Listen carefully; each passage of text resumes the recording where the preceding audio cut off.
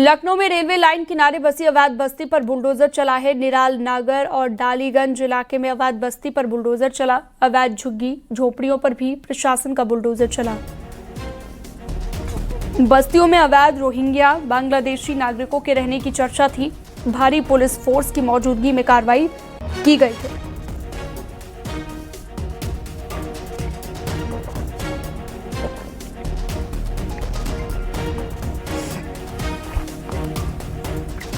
तो बड़ी खबर, लखनऊ में अवैध बस्ती पर चला है बुलडोजर।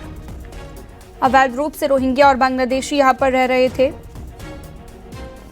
निराल नगर और डालीगंज में बुलडोजर एक्शन हुआ है। राजीव सिंह इस खबर पर ज्यादा जानकारी के लिए हमारे साथ लाइव जुड़ चुके हैं।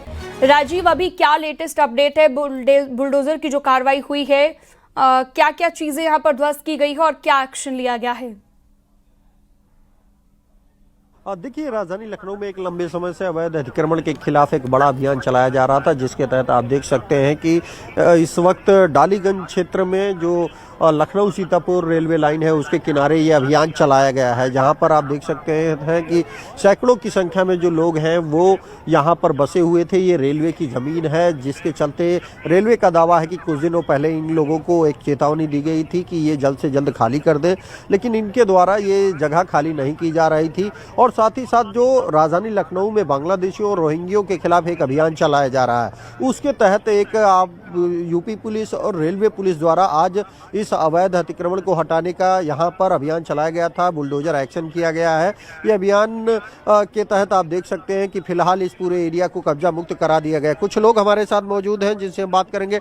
कहाँ के रहने वाले हैं आप लोग? सीतापुर। यहाँ कब से रह रहे हैं? होने जाती 25 साल। 25 साल। 25 साल से? तो यहाँ पर पहले रेलवे ने बताया था आपको, यहाँ पर ये तो रेलवे की जमीन है जी। तो फिर आप क्यों नहीं यहाँ से कहीं और बसे? अब किराया महंगा है, कहाँ अब दो बच्चे हैं, एक लोग कमोइया है। हाँ। कैसे कमरा का किराया दे पाएंगे? हाँ। इस वजह से इधर रहते हैं, हटा जाते हैं फिर बना लेते हैं। हाँ। तो आप देख सकते हैं कि ये वो तमाम लोग हैं जो सैकड़ों की संख्या में लोग यहाँ पर रहते हैं। ये आसपास के विभिन्न जिलों के लोग हैं जो यहाँ पर लखनऊ में काम करते हैं। हालांकि कई बार इस तरह की कार्रवाई की जाती है, क्योंकि ये रेलवे लाइन है और सबसे व्यस्ततम रेलवे रूट में से एक है, जिसके चलते इन लोगों के खिलाफ ये अभियान चलाया गया है। इनको फिलहाल हटाया गया है। तमाम अन्य लोग भी मौजूद हैं जिनसे हम बात करेंगे। कहाँ के रहने वाले हैं आप लोग? भैया रहने वाले तो लखनऊ ही क्षेत्र के हैं। तो यहाँ कैसे बस गए? बस यहाँ बसने के लिए इसलिए है कि बाल बच्चों को बस इसी से पालन पोषण हुआ करता, पढ़ाई लिखाई के लिए। लेकिन ये रेलवे की जमीन है, सरकारी जमीन है, रेलवे लाइन के किनारे। तो भैया आप जब कह दिन कि हटो तो हटा लिए, और क्या करें भाई, लड़ाई झगड़ा तो कर नहीं सकते। ये जहाँ कह देते हटाओ। कहाँ के रहने वाले हो आप? यही गए। तो यहाँ कब से रह रहे हैं?